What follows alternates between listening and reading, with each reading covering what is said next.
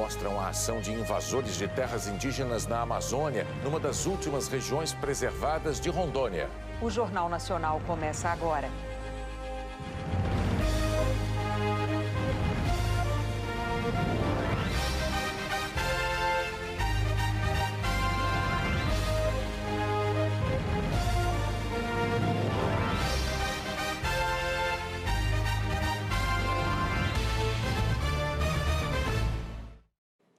O secretário da Receita Federal, Marcos Cintra, voltou a defender hoje a adoção de uma contribuição sobre pagamentos. Mas o presidente da Câmara disse que essa ideia não vai ter aprovação dos deputados. Rodrigo Maia participou hoje de um evento em São Paulo e disse que não vai apoiar nenhuma discussão do governo para recriar novos tributos nos moldes da CPMF. A reforma tributária proposta pelo governo prevê diminuir a cobrança de impostos sobre a folha de pagamento das empresas, mas, em troca, para compensar a queda de arrecadação, propõe criar um novo imposto semelhante à antiga CPMF, chamado de Contribuição Previdenciária, ou CP. Essa contribuição vai ser ampla, cobrada sobre todos os pagamentos e deve ser permanente, ao contrário da antiga contribuição, que era provisória. Em palestra hoje na Associação Comercial de São Paulo, o secretário da Receita Federal, Marcos Cintra, voltou a defender a criação do novo tributo, mas admitiu que ele pode causar algumas distorções, porque, a exemplo da CPMF, a cobrança do imposto vai ser cumulativa.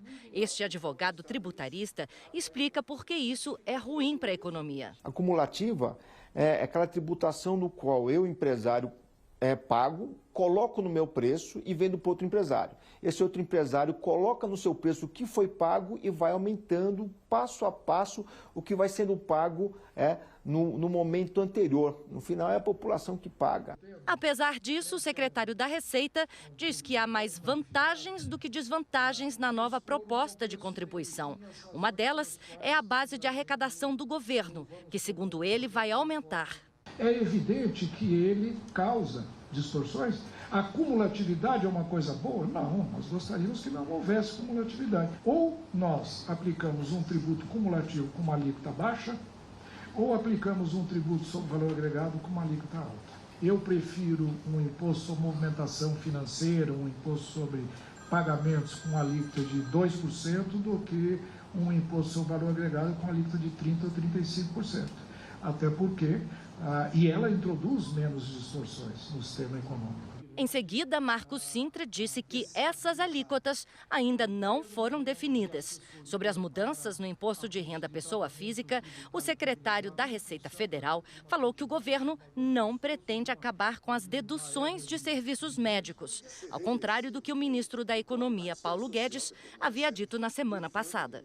Não acaba a dedução do imposto de renda, então? Mudou isso da semana passada? Nós estamos querendo estabelecer um teto, né? Vamos restringir essas deduções. É evidente que nós estamos fazendo simulações, como eu disse, para ver qual o impacto que cada uma dessas medidas terá do ponto de vista da arrecadação. Não podemos perder a arrecadação. O secretário especial da Receita, Marcos Cintra, não quis comentar as declarações do presidente da Câmara. E a Câmara dos Deputados deve votar amanhã a medida provisória da liberdade econômica, que reduz a burocracia em vários setores. O texto perde a validade se não for aprovado por deputados e senadores até o fim do mês. O ministro da Economia, Paulo Guedes, disse na abertura do seminário que discutiu a medida provisória da liberdade econômica no Superior Tribunal de Justiça que um dos principais pontos da proposta é limitar os abusos do Estado. Em princípio, o cidadão é livre para explorar a atividade econômica que não estiver na Constituição. Agora, se o governo quiser limitar alguém, ele tem que explicar por quê. Por que ele está fazendo isso? Por que ele está criando uma estatal para interferir na atividade econômica? Ou por que ele está controlando o preço? Ou por que ele está impedindo a competição? A medida provisória foi editada no dia 30 de abril e está em vigor. São ações que, segundo o governo, facilitam os negócios, reduzem a burocracia e podem ajudar a criar, em 10 anos, até 4 milhões de novos empregos. Entre elas, o fim do alvará para quem exerce atividade de baixo risco, como costureiras ou sapateiros, e a permissão para que o trabalhador deixe de bater o ponto. A medida provisória saiu aqui do Palácio do Planalto com 19 artigos. Foi para o Congresso e o texto aprovado numa comissão mista aumentou para 53 artigos, mexendo em pontos que para alguns especialistas e parlamentares iam além da liberdade econômica, da desburocratização da economia. Poderiam até ser considerados inconstitucionais, como mudanças nos direitos dos trabalhadores.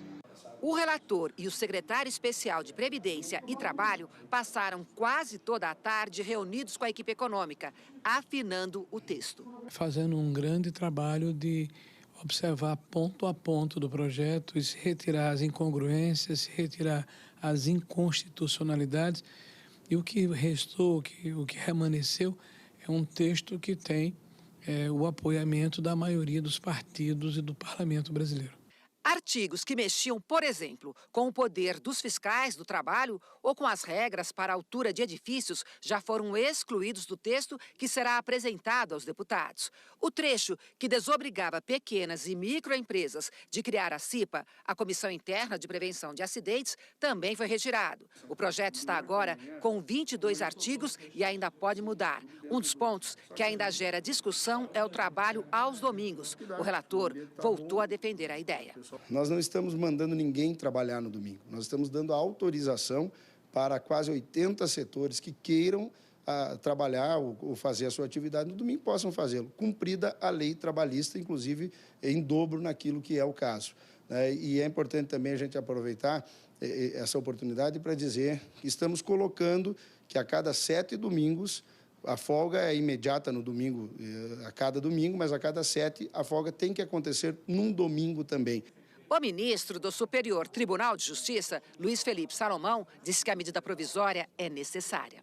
A iniciativa é extremamente positiva. Realmente o país precisa destravar, precisa criar empregos, precisa ter fluência na atividade econômica. Então, do ponto de vista dos fundamentos da economia, ela é extremamente oportuna.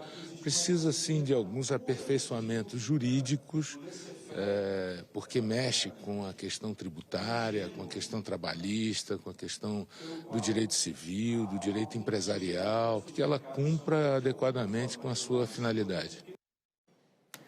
Há pelo menos 4 décadas, o Brasil tenta diminuir a burocracia que sufoca a economia e torna o país difícil para se fazer negócios. Tudo ia bem na fábrica de doces da Sicília. As receitas da mãe faziam sucesso entre os clientes. Até que um dia, ela teve que parar tudo para responder a uma pergunta.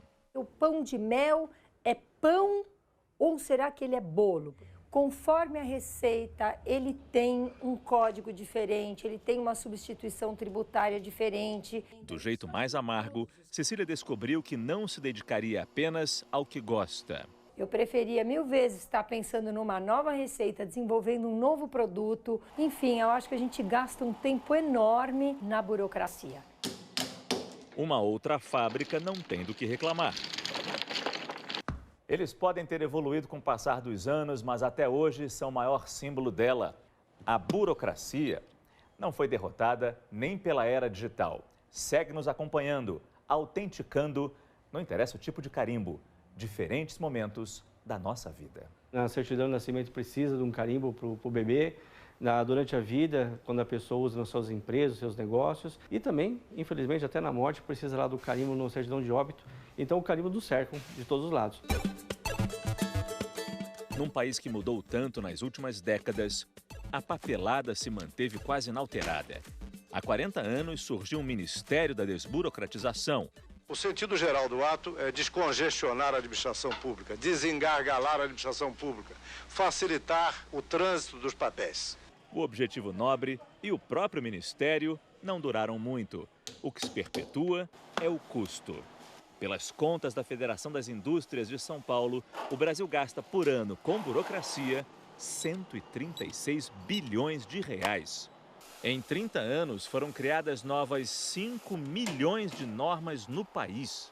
Entre as pequenas empresas, segundo o Sebrae, a burocracia é um dos fatores que leva tantas a não chegar sequer ao segundo ano de vida. Eu acho que nós precisamos de um grande revogaço. Precisamos revogar porque muitas dessas centenas de novas normas criadas nos últimos 10 ou 20 anos, elas já estão superadas por outras. Numa comparação entre 190 países, estamos na posição 109 na facilidade de fazer negócios. Para abrir uma empresa, o número de procedimentos, o tempo gasto, o custo, nos colocam na posição 140. Parece a festa para os escritórios de contabilidade. Este, já da segunda geração de contadores da família do Milton, tem 80 funcionários e 500 clientes. Mas se engana quem pensa que, para ele, quanto mais papel, melhor. Na medida que o governo consegue simplificar a burocracia, a gente consegue atuar cada vez mais como contadores mesmo, que é agregando valor para o negócio e ajudando o empresário na tomada de boas decisões. Esse pesquisador afirma que, em vez de carimbos, o importante é confiar nas pessoas. No fundo, eliminar a burocracia é transferir poder do Estado para o cidadão. Isso significa mais risco? É óbvio que significa mais risco. Você pode ter perdas aqui e ali, mas no conjunto todos ganham. E no fim dessa reportagem, vamos tentar responder a principal pergunta. E aí, o pão de mel, foi bolo ou foi pão? Foi bolo? Nossa, eu não me lembro. A grande torcida, eu acho que não só nossa, que acabe a burocracia ou que ela diminua ou que ela seja simplificada para deixar a gente trabalhar no que interessa. Nesta segunda-feira, o mercado financeiro chegou a negociar o dólar comercial acima dos R$4. Um dos motivos foi a derrota do presidente Maurício Macri nas eleições primárias na Argentina.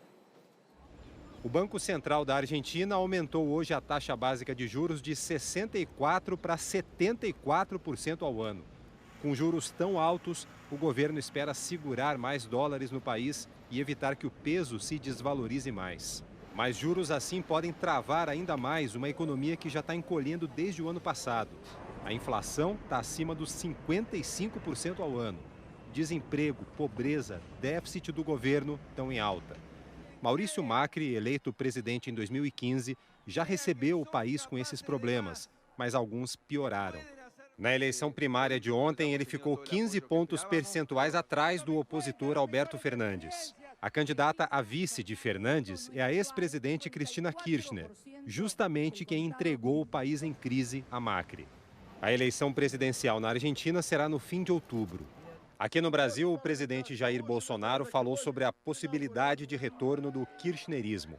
Se essa esquerdalha voltar aqui na Argentina, nós poderemos ter, sim, no Rio Grande do Sul, um novo estado de Roraima. E não queremos isso. Irmãos argentinos fugindo para cá, tendo em vista o que de ruim aparece que deve se concretizar por lá, caso essas eleições realizada ontem se confirme agora no mês de outubro. A grande possibilidade de Macri perder preocupou os mercados. Em grande parte porque no ano passado, Macri conseguiu um empréstimo de 57 bilhões de dólares do FMI. O grande receio é que eles de fato não paguem o FMI. Um calote fecha o mercado totalmente para as empresas, por exemplo, que queiram se financiar externamente. O câmbio vai aumentar horrores, isso tem todo o impacto sobre a economia, sobre a inflação, sobre os bens importados. A economia mundial já anda com alguns sobressaltos. Por exemplo, a guerra comercial entre Estados Unidos e China e a saída do Reino Unido da União Europeia. O cenário na Argentina acaba reforçando o que costuma acontecer em momentos de incerteza. Investidores tiram dinheiro de países emergentes, considerados mais arriscados. O Brasil está entre esses países, junto com a Argentina. Por aqui, o dólar chegou a passar dos R$4 durante o dia e fechou a R$ 3,98. E o principal índice da Bolsa caiu. Para este economista, o efeito negativo para o Brasil não deve durar muito, porque, embora também estejamos em crise, estamos melhores do que nossos vizinhos. Nós temos indicadores bons no Brasil. Nós tivemos um avanço muito importante na reforma da Previdência. Nós temos melhores perspectivas do que nosso país vizinho. E isso que segura o país. O governo americano anunciou hoje critérios mais rígidos para a concessão de vistos temporários e autorizações de residência permanente nos Estados Unidos. é uma das políticas anti-imigração mais drásticas desde o início do mandato de Donald Trump. Isso é um Green Card, o cartão que dá sinal verde para morar permanentemente nos Estados Unidos. A partir de 15 de outubro, os agentes vão rejeitar pedidos de residência e cidadania de quem precisa de alguma assistência do governo para viver. Quem, por exemplo, recebe auxílio para comprar comida no supermercado, ou quem recebe auxílio moradia, ou ainda quem já precisou do auxílio do governo para pagar tratamento de saúde. Aqui nos Estados Unidos não há um sistema público de hospitais. O governo também vai avaliar a renda e o grau de escolaridade do candidato. As regras também afetam pedidos de vistos temporários. O diretor dos Serviços de Imigração e Cidadania disse hoje que a nova medida é para garantir que os imigrantes sejam capazes de se manter aqui por conta própria e se tornar bem-sucedidos. Em 2016, antes de Donald Trump assumir a presidência, o governo americano concedeu cerca de 800 mil Green Cards. Mais de 20 milhões de pessoas tentaram. O jeito mais comum de conseguir um é através de parentes que moram aqui, que já têm o Green Card ou são cidadãos. O governo deve negar mais da metade desses pedidos sob as novas regras. Analistas argumentam que imigrantes legais pagam impostos e têm direito a esses auxílios, mas que, com medo de não conseguir a residência permanente, podem passar a abdicar do acesso a esses benefícios. O governo diz que não quer atingir nenhum grupo em específico com essas medidas, mas elas afetam diretamente os mais pobres, que vêm do México, da América Central e da África. A Polícia Federal Americana está procurando um homem de nacionalidade egípcia suspeito de envolvimento em terrorismo que estaria no Brasil. O FBI quer interrogar Mohamed Ahmed Ibrahim pelo papel que teria desempenhado como facilitador da organização terrorista Al-Qaeda. Ele supostamente esteve envolvido no planejamento de ataques contra os Estados Unidos e no fornecimento de apoio material para a Al-Qaeda desde 2013. O governo brasileiro confirmou que ele entrou no Brasil em 2018 e obteve autorização de residência. O governo declarou que está acompanhando o caso e que está aberto a cooperar com as autoridades americanas. Quem tiver alguma informação deve procurar a embaixada ou um consulado americano. O aeroporto de Hong Kong, um dos mais movimentados da Ásia, cancelou todos os voos desta segunda-feira. 5.000 manifestantes ocuparam um saguão de desembarque pelo 4º dia seguido. Os protestos por reformas democráticas começaram há mais de 2 meses. A seguir, a alternativa dos governadores da região amazônica para financiar a proteção ambiental. E a ação de invasores numa das últimas regiões preservadas de Rondônia.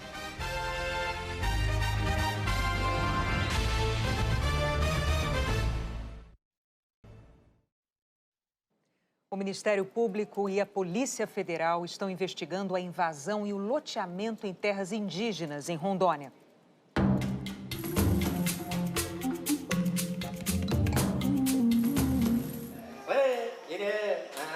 No sul da terra indígena Uruauau, em Rondônia, os índios se mantêm com a produção de farinha de mandioca e colheita de castanha. A caça e a pesca estão prejudicadas. Eles não querem se afastar muito da aldeia.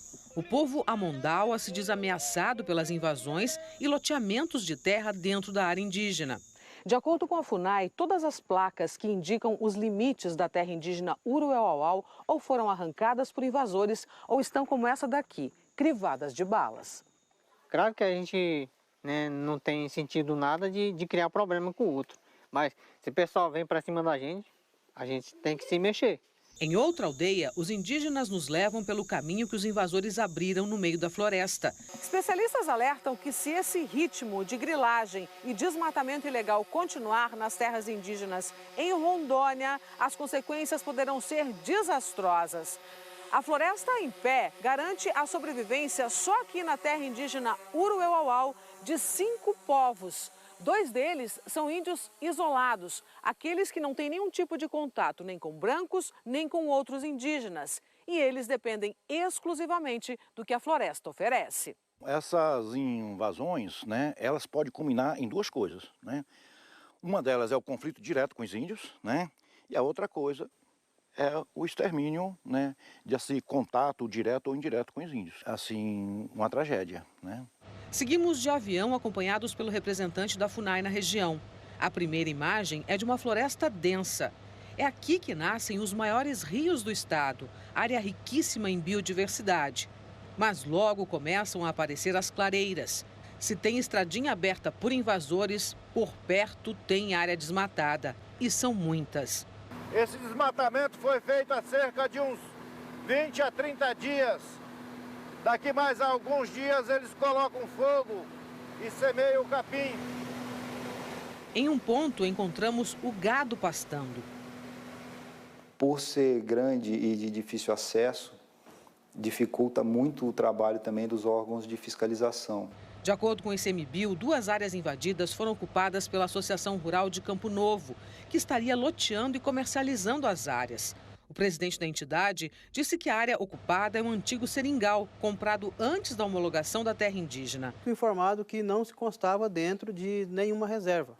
Portanto, confirmei a compra da propriedade, né? Fizemos o contrato de compra e venda sem nenhum problema. H. David nega que a associação venda lotes, mas afirma que há um planejamento para povoar o lugar. Da intenção da associação, que é comprar e tornar a área legítima. Temos em torno de quase 300 e poucas pessoas já associadas que são assentadas. A gente planejou pelo menos 2.000 pessoas de início ali. O Ministério Público alerta que não há a menor possibilidade de legalização dessas áreas e que muitas pessoas humildes estão sendo enganadas. Quem está vendendo está de má fé e essa área jamais vai poder ser regularizada. No ordenamento jurídico brasileiro não existe a menor chance de regularização de um lote que seja situado dentro de uma terra indígena.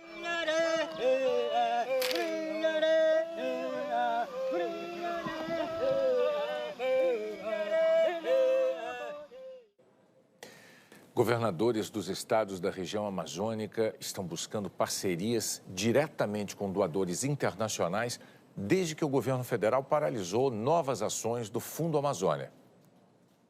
O Fundo Amazônia financia ações de prevenção e combate ao desmatamento. Apoia projetos de uso sustentável da floresta, com recursos que vêm de doações e chegam a mais de 3 bilhões de reais. A maior parte da Noruega e da Alemanha. Em 10 anos, o fundo já beneficiou mais de 162 mil produtores e permitiu a realização de quase 700 operações de fiscalização ambiental. Este ano, o BNDES, que administra o Fundo Amazônia, não aprovou nenhum projeto. Em maio, o ministro do Meio Ambiente, Ricardo Salles, disse que pretendia mudar as regras do fundo e fazer um pente fino nos contratos. Mas até agora, o ministério não informou se há indícios de irregularidades. Ricardo Salles também cogitou a utilização de parte do fundo para indenizar proprietários de terra que estariam dentro de unidades de conservação, o que, segundo ambientalistas, incentiva a grilagem e o aumento do desmatamento.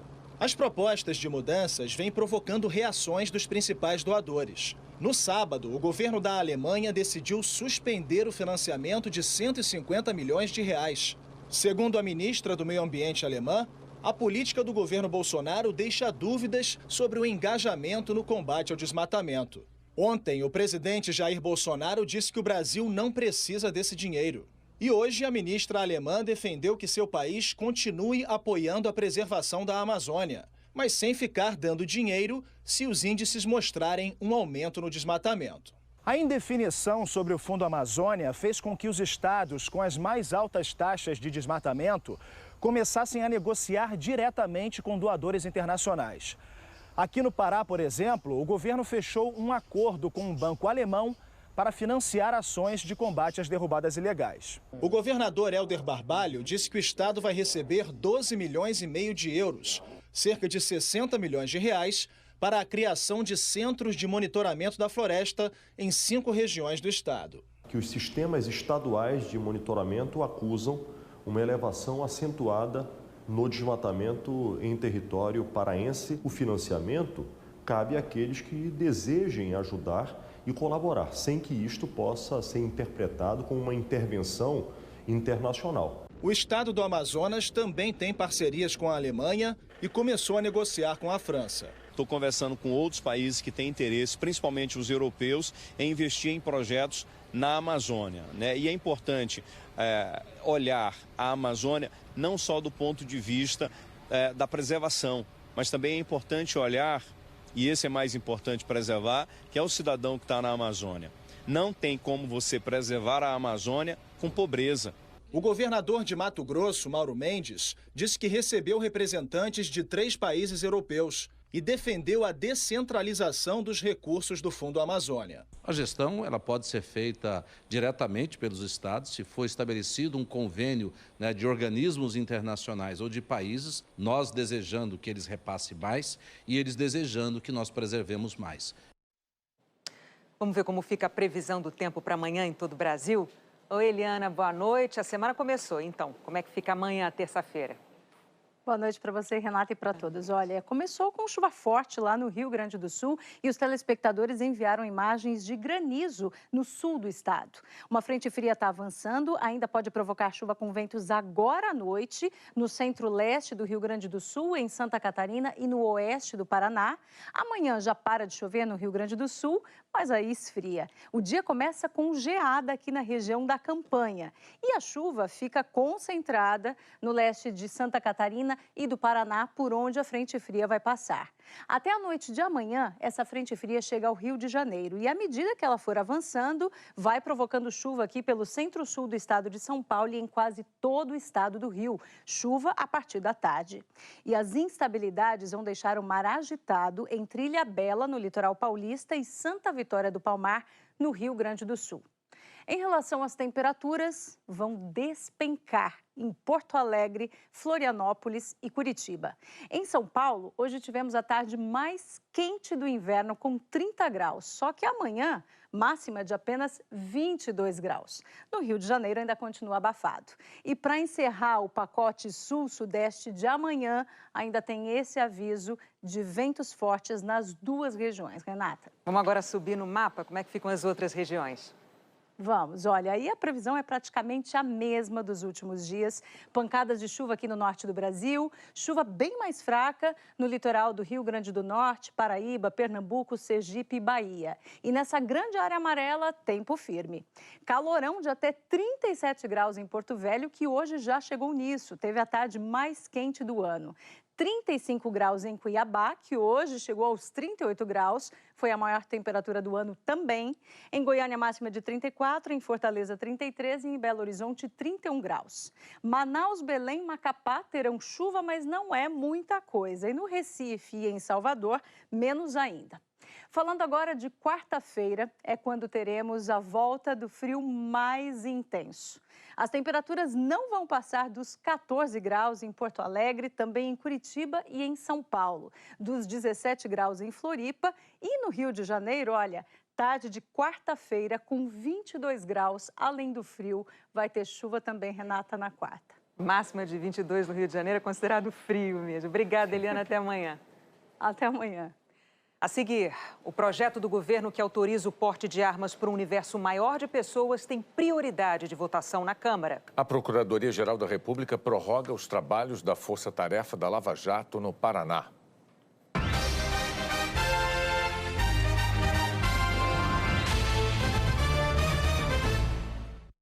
Posse de armas está na pauta desta semana da Câmara. Por causa do conteúdo polêmico, vários decretos sobre esse tema acabaram sendo revogados. A última cartada do governo para mexer no Estatuto do Desarmamento foi um projeto de lei encaminhado no fim de junho. Ele tem urgência para ser votado, o que, de acordo com o regimento, coloca o texto como prioridade na votação. Entre os principais pontos, o texto amplia o direito da posse de arma para toda a extensão da propriedade, e não só dentro de casa, como é agora. A ampliação valeria também para áreas rurais sem edificações e para o local de trabalho, no caso do dono da empresa e gerentes. A proposta ainda altera as regras para o porte de armas. A permissão para andar armado se estenderia para quem exerce atividade profissional de risco, ou seja, uma atividade em que possa tornar a pessoa vítima de crime com violência ou grave ameaça. Hoje, é preciso demonstrar a efetiva necessidade em relação a essa atividade de risco. Além disso, o projeto amplia as categorias que podem ter direito ao porte: caçadores e colecionadores de armas registrados no Comando do Exército e outras previstas em regulamento. Esse último item, categorias previstas em regulamento, vem recebendo críticas e é um dos pontos de conflito entre o Planalto e o Congresso. Parlamentares afirmam que a frase é genérica e que, na prática, permite que o presidente da República aumente a lista sem precisar do aval do Congresso, editando um decreto, por exemplo. O governo alega que o projeto serve para aprimorar a lei para quem está habilitado a portar arma de fogo em legítima defesa. O deputado Júlio Delgado, do PSB, afirma que as medidas não reduzem a criminalidade. Você armando as pessoas está criando mais violência. E esse projeto pode criar, esse decreto pode criar esse problema nesse momento em que o mundo inteiro contraria a questão da liberação da venda de arma de fogo. O deputado Daniel Coelho, do Cidadania, também critica o projeto. Disse que falta clareza nos critérios para o porte. Você aumenta, evidentemente, a quantidade de armas, mas sem uma lógica, sem um critério, sem uma discussão correta. Você continua com o grau de subjetividade que tem hoje e, pior, agora você cria algumas profissões onde as pessoas, sem nenhum tipo de critério, podem automaticamente ter acesso ao porte de armas. A Justiça Federal do Rio suspendeu parte do decreto assinado pelo presidente Jair Bolsonaro em junho, que exonerou 11 integrantes do Mecanismo Nacional de Prevenção e Combate à Tortura e mandou reintegrar os funcionários exonerados. O mecanismo é responsável por vistoriar as condições de tratamento concedidas em presídios e outros tipos de unidade de internação mantidas pelo Estado. Na decisão, o juiz destacou a importância de manter em funcionamento um órgão que fiscalize e combata a tortura.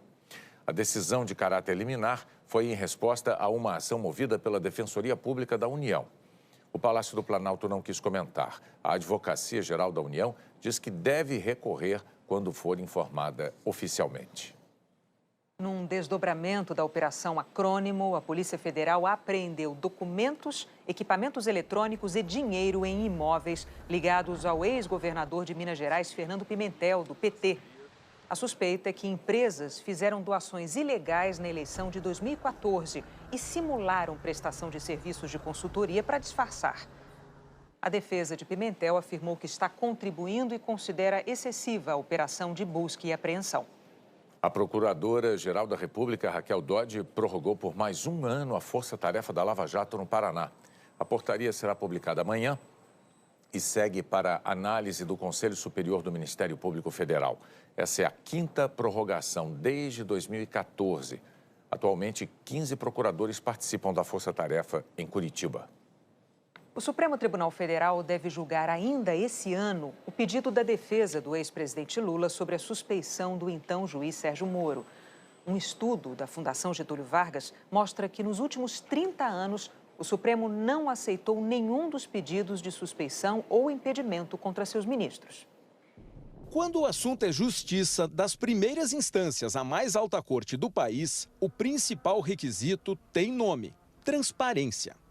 O levantamento divulgado pela Folha de São Paulo mostra que o STF arquivou todos os pedidos de impedimento ou suspeição feitos e já analisados contra os seus ministros, além de ter violado o próprio regimento em ações sobre imparcialidade.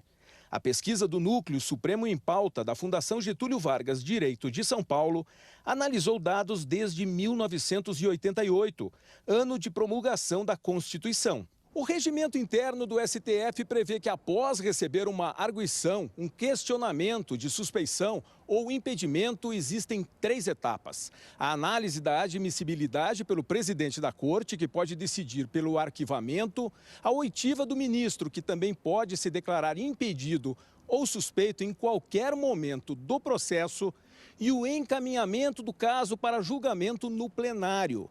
O levantamento mostra que nem sempre esses passos são seguidos. De acordo com a pesquisa, a que a TV Globo também teve acesso, em mais de 30 anos foram 111 arguições de impedimento ou de suspeição. Uma delas não foi analisada ainda. Dos demais 110 pedidos, 76 foram arquivados logo no início, sem que o ministro sequer recebesse ofício para se explicar. Em 14 casos, o ministro se autodeclarou impedido e a arguição foi arquivada. E em 20 processos, o ministro foi questionado pela presidência da corte, deu explicações, mas o caso foi arquivado sem ir a plenário.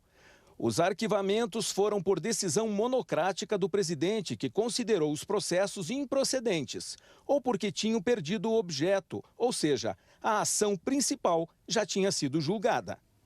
A pesquisa cita exemplos. A participação do ministro Dias Toffoli no julgamento do registro de candidatura ao Senado de João Capiberibe, do PSB, nas eleições de 2010. Um adversário político alegava que o ministro seria amigo íntimo do candidato por ter sido seu advogado durante anos e que teria, portanto, interesse no julgamento da ação. Toffoli negou qualquer relação de amizade, afirmando que houve apenas uma atuação estritamente profissional, o que não prejudicaria a sua imparcialidade em participar do julgamento. O posicionamento foi acolhido pelo então presidente César Peluso, que indeferiu o pedido. A relação do ministro Gilmar Mendes com Eike Batista, Leles Marcos Teixeira e Jacob Barata Filho. A Procuradoria-Geral da República alegava suspeição por relação de amizade do ministro e também profissional por parte de parentes dele na defesa dos acusados de corrupção. Gilmar rejeitou os argumentos da Procuradoria e permaneceu como juiz no processo, até o caso ser arquivado. O caso mais polêmico do momento não tem relação com integrantes do Supremo e, por isso, nem é citado pela pesquisa. Mas caberá ao STF julgar. É o pedido de suspeição feito pela defesa do ex-presidente Lula contra o ministro da Justiça e Segurança Pública, Sérgio Moro. A ação questiona a conduta de Moro quando ele era juiz da Lava Jato. Sérgio Moro foi quem condenou Lula no caso do Triplex e que resultou na prisão do ex-presidente. A pesquisa da FGV conclui que os ritos e processos são conduzidos com tons de deferência, com violação aos ritos e etapas processuais, sem transparência sobre os fatos e argumentações jurídicas para afastamento ou manutenção do ministro no caso, bem como com espaço para ações oportunistas por parte da presidência do Supremo.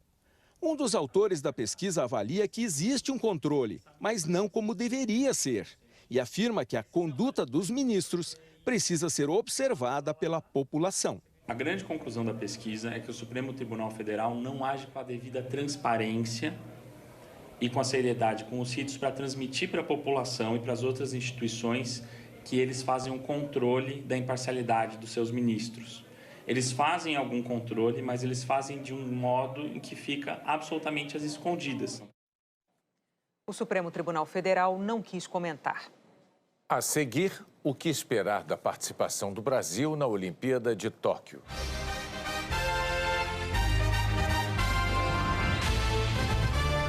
Alice e eu sou sócia da Cleide.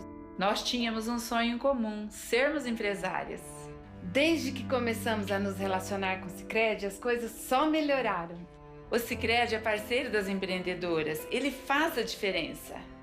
Meu nome é Helena Pompolha e sou empresária nesse ramo de ambiente planejado. Me chamo Fabíola Brito Farias, moro em Belém e a Lena é minha sócia. Quando nós chegamos no Sicredi, eles confiaram no nosso nicho de mercado. A gente sabe o que quer e o Sicredi acredita na gente. Duas histórias, duas regiões e um Sicredi em comum. O Sicredi tem tudo que a gente precisa para o dia a dia da nossa empresa. Mais do que principal, o Sicredi é a nossa única instituição financeira. Fazemos a diferença para os nossos mais de 4 milhões de associados. Abra uma conta com a gente. A Vale vem prestar contas à sociedade pela tragédia de Brumadinho. O que a Vale está fazendo em suas barragens para garantir a segurança das pessoas? A Vale inaugurou um centro de monitoramento para acompanhar 38 barragens 24 horas por dia, por meio de radares e novas tecnologias. E está investindo para eliminar todas as barragens como as de Brumadinho. Sabemos que há muito o que fazer. Vamos continuar fazendo e prestando contas à sociedade. Preste atenção. Faz o que a gente combinou e mete o pé. Você não pode ser pego pela polícia de jeito nenhum. Eu sei me cuidar. Agora vai. Vai pra casa e aguarda a notícia. Quem acha que as maldades da Josiane com a mãe já foram muito longe, ainda não viu nada. Tá pegando fogo. É só no depósito, como eu pedi, né? Tudo como combinado. Daqui a pouco, a dona do pedaço.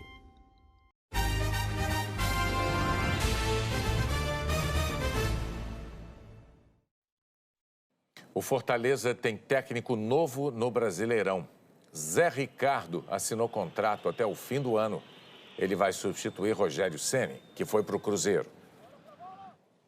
Ano que vem tem Olimpíada e o Brasil já conquistou mais de 100 vagas para Tóquio.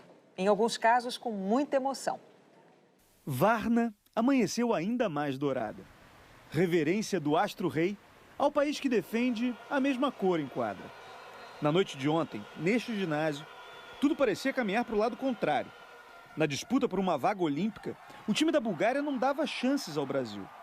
Fez 2-0, inflamou a própria torcida, mas perdeu a chance de fechar o jogo no terceiro set.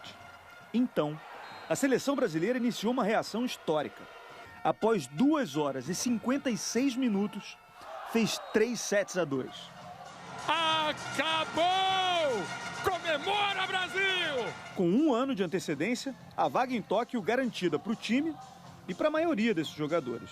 Nosso foco é Tóquio 2020, então nós vamos manter esse grupo fechado o máximo possível até lá. A dificuldade para garantir a classificação nessa quadra aqui na Bulgária é uma prova do equilíbrio do vôlei mundial entre os homens. Neste cenário, muitas seleções são favoritas ao ouro em 2020, o Brasil entre elas. Mais ou menos como aconteceu em 2016. Eu acho que o importante agora é o Brasil se preparar muito bem para essa Olimpíada, o Renan tirar todas as dúvidas, mas eu acredito ainda que o Brasil seja favorito, esteja aí entre 4, 5 seleções que podem conquistar Tóquio 2020. Nos Jogos Pan-Americanos de Lima, o Brasil conquistou 171 medalhas, sendo 55 ouros. Um recorde para o esporte brasileiro, que não terminava na segunda colocação havia 56 anos. A melhor participação do país na história do PAN também rendeu 29 vagas na Olimpíada de Tóquio. Handebol feminino, hipismo, vela, tiro com arco, pentatlo, tênis e tênis de mesa. A gente tem o pé no chão em relação ao que tem pela frente, as dificuldades, a diferença, o tamanho desse evento, o tamanho dos Jogos Olímpicos, porém, saímos daqui satisfeitos, confiantes. A natação brasileira conquistou 30 medalhas no PAN, mas o nível dos adversários em Tóquio será bem mais alto. A natação, nos Jogos Pan-Americanos, ela é muito mais avaliatória do que classificatória, né? As nossas chances de medalhas seguem restritas. Ao Bruno Fratos, ao revezamento 4 por 100 metros nado livre na piscina e a Ana Marcela nas águas abertas. A delegação brasileira já tem 104 vagas asseguradas na Olimpíada. A estimativa do COB é de que esse número chegue a 250 atletas. Apesar da redução nos investimentos em esporte depois da Rio 2016, o Brasil ainda deve colher alguns frutos que foram plantados há alguns anos.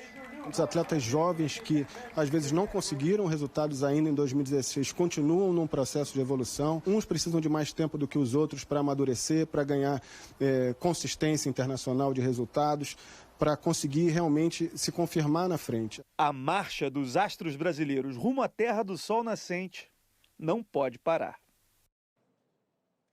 O Jornal da Globo é depois de Tela Quente. Boa noite. Boa noite, até amanhã.